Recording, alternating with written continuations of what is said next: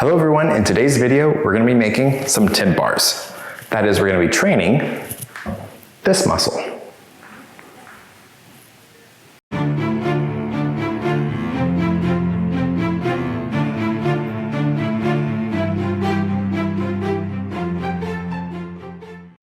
All right everyone, let me give you a little bit of a background on the Knees Over Toes guy. Basically, he's come up with a program where he's advertising that you can make your body as bulletproof as possible. He strengthens your body when you are at your end range of motion, namely in the knees over toes position, which is not a very well-trained position. So he focuses on a lot of areas of the body that some people overlook. And in this case, on this video, I'm going to show you guys how he trains the tibialis muscle. The tibialis muscle is the opposite muscle to the calf. Nobody ever trains that. So it makes sense that you would want your body to be well balanced. People work their biceps and their triceps. They work their quads and their hamstrings.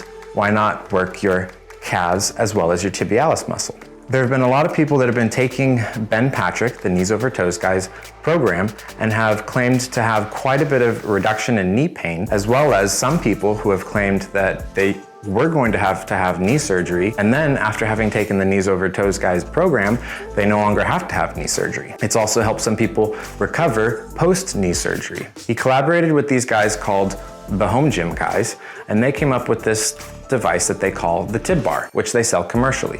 And it's a great product. The only issue with it is that it's $170. Don't get me wrong, the product is fantastic and the design is great.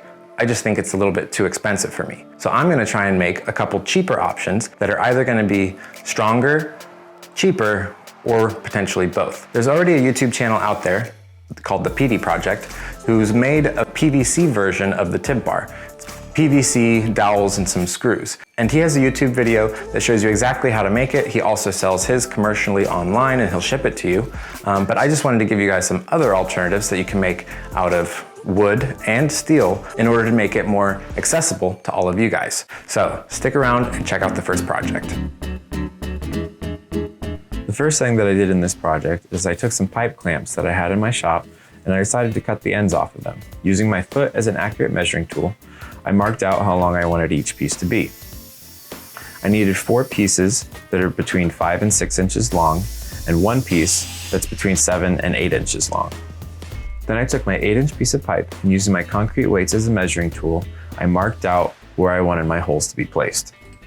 After that, I took my pipe over to the drill press and drilled my holes, making sure to file down all the excess burrs that got created in the process. The next thing that we're going to do is we're going to be building these 3 assemblies. The first assembly is for the top footrest, and it will have 2 6-inch pieces of pipe, a T connector, and a closed nipple. The second assembly will have 2 5 to 6 inch long pieces of pipe, a T connector, and a 1.5 to 2 inch piece of pipe, depending on how long your foot is. The third assembly will have our 8-inch piece of pipe with our holes drilled into it, connected to a floor flange. On the other side of that is a closed nipple and then a T connector. Finally, we have our hitch pin. To put this thing together, we're going to take our third assembly that holds the weights and our second assembly with the 2-inch piece of pipe, and we're going to thread that 2-inch pipe into the middle of our T connector.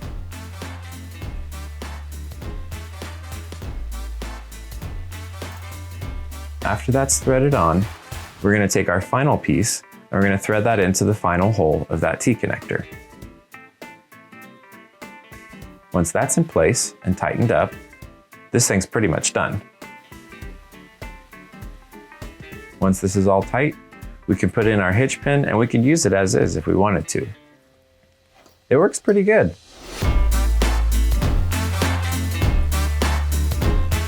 All right guys, we're pretty much done with this tib bar. And the final step is to take some foam or rubber, which I got from Lowe's or Home Depot over in the irrigation section, cut 2 pieces and put them on the pieces of black pipe that would rest on your top side of your foot. That way you have a little bit of a cushion when you're using this thing as opposed to just having your foot dig into, steel pipe directly. So I'm gonna cut a couple pieces of that and that should be it.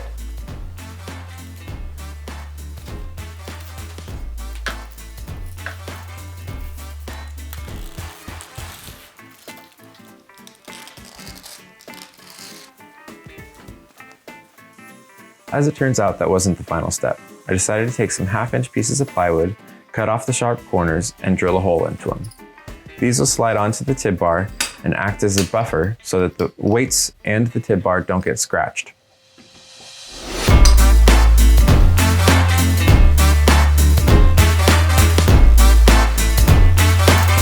Alright guys, first of all, I know my hair is getting long and crazy, but let's try to look past that for a minute here. I'm going to show you guys how to make 2 more versions of the tib bar. One, the same as this first version that I made out of steel, and the second one is going to be a single leg version. The only materials that I'm going to be using for this is 1 2x6 and 2 pieces of dowels, along with some screws. So all in all, this costs about 15 bucks to make 2 tib bars. It's, I think, the cheapest version that you can make. So let's get into the build. So first, let's tackle the double leg version, same as the first tib bar that we made. In order to make that one, we need 1 piece of 2x6 that's 8 inches long. Then we're gonna have 2 pieces of 2x6 that are between 4 and 6 inches long. We're just gonna put a small hole into one of them, and the other piece will be for thickness. After we have those cut, we're gonna drill a 1 1/4 inch hole into the 2x6 that's 4 inches long. Now on the other 2x6 that's 8 inches long, I'm going to use the first tib bar that I made to trace out where the holes should be for the dowels that'll act as your footrests. Once I have those drawn out, I'm going to use the 1 1/4 inch Forstner bit to create the holes where those dowels will go through. After I cut my leg pieces and struggled to get the dowel into the hole, I used a mallet to persuade the pieces to go in all the way. Don't screw up like I did and break off a piece of the wood. I decided that the proper solution to fix that error that I made was just to bang it in harder.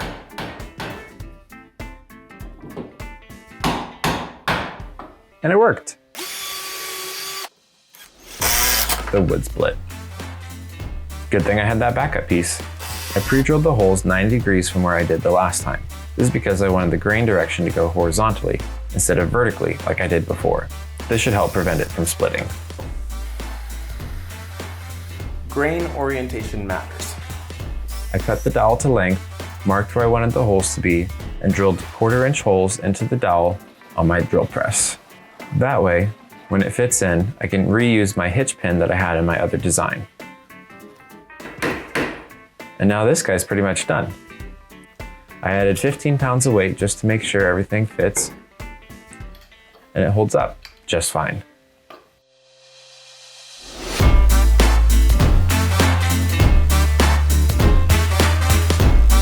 I took some 2x6s, marked out where everything was going to fit together, and then marked where I wanted the dowel to be.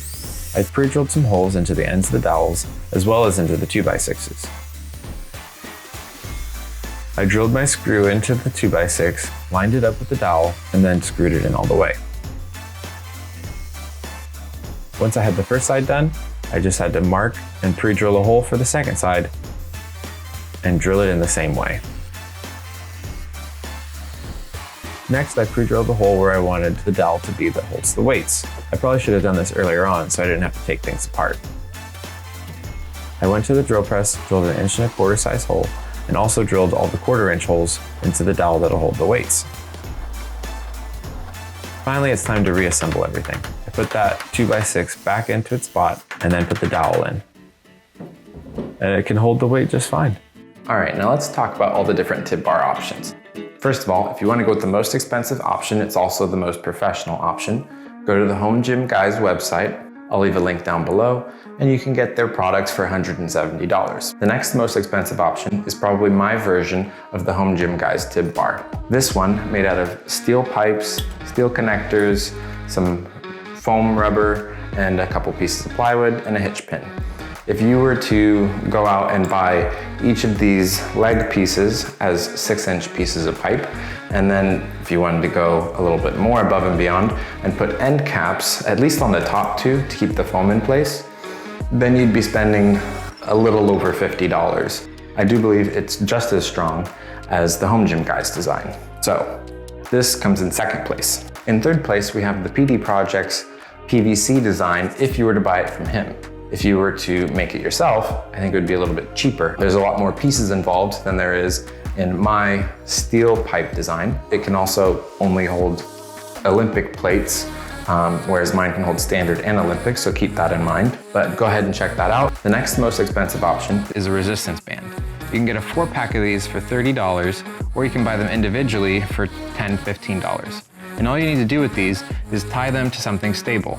In this instance, I'm gonna be using the leg of my dining table, and I'm just gonna wrap it around and then loop it through on itself, wrap it around your toe, and start pulling. And the nice thing about this is you can actually get 2 levels of difficulty out of 1 resistance band. Instead of wrapping it single-ended, you can just loop it around and have both ends tied to your foot. Now you've got 4 bands wrapped around your foot instead of 2. And again, resistance bands are super versatile as well. I use them for all sorts of exercises that aren't the topic of this video, but I love having my resistance bands. The next most expensive option, I would say, is the Floss Bands. I got mine from Wad Fitters. I'll have a link down in the description below. But you can get these from anywhere. You can get them as a single pack or as a double pack, I believe. And these, I believe, are very versatile. You can use them not only for a Tib Bar raise by putting a dumbbell on the bottom of your feet, but you can use them for a variety of different things. You can actually use them as intended, use it for compression on your joints. The only bummer about them is that it's a bit cumbersome to put them on, take them off. There's a lot of winding and unwinding, and for that reason, I like some of the other options that I've given you guys, but this is definitely an option if you just want to go out and buy something, you don't want to build something, and you just want to use it to strap a dumbbell to your foot. So check these out for sure. The next most expensive option, in my case, is a kettlebell. This kettlebell here, it's a 5-pounder. For $2 a pound, this would cost 10 bucks nowadays. And you can definitely use it. I had trouble getting it on my feet because I have size 13 feet. This is a very small opening, but other kettlebells have much larger openings. You can also make your own DIY kettlebell. I might do that in a future video. This one, if you already have kettlebells, then you're set and you don't need to buy anything. That's how it's probably the cheapest option. The way where it's potentially the most expensive option is if you go and get different weights for all the increments that you want to use as a kettlebell and for Tib Bar raises. But they'll be versatile, multi-use. You'll be able to do tons of exercises with them. They're probably a good investment in the long run anyways. Yeah, keep this one in mind. Then the cheapest option as far as what you can build are both of the wood Tib Bars that I made. This one and this one, they both use roughly a similar amount of material. This one uses more dowels, this one uses more 2x6s. But all in all, it probably cost $6, $7 in material, and you'll have a lot of extra material. That's per item, by the way. I spent $15, made both of these, and had extra material left over. So yeah, this is the cheapest option by far if you're going to go with some DIY version. The absolute cheapest option for you is to not use anything at all. Before you get upset at me for spending all this time on a video and then saying don't use any of the things I just told you about, the absolute beginner method of getting into adding some resistance to your tibialis muscles and training them is to actually just lean up against a wall and start raising your toes.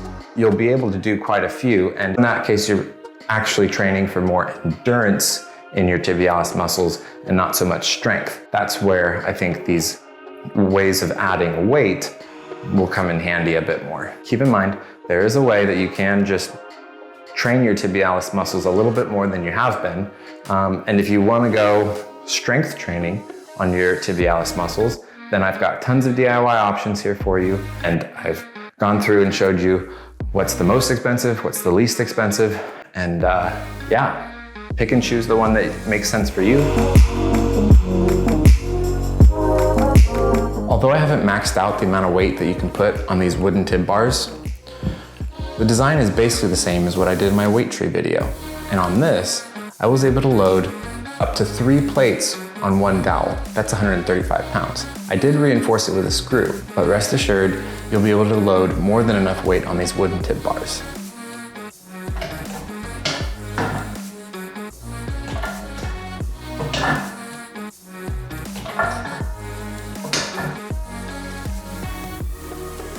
I hope you enjoyed this video. If you did, please hit the like button, subscribe if you're interested in more videos from me, and I will see you guys in the next video. All right, guys, we're pretty much done with this tib bar. That was a weird way of holding it. Black steel pipe. You can, that was weird. And there you go.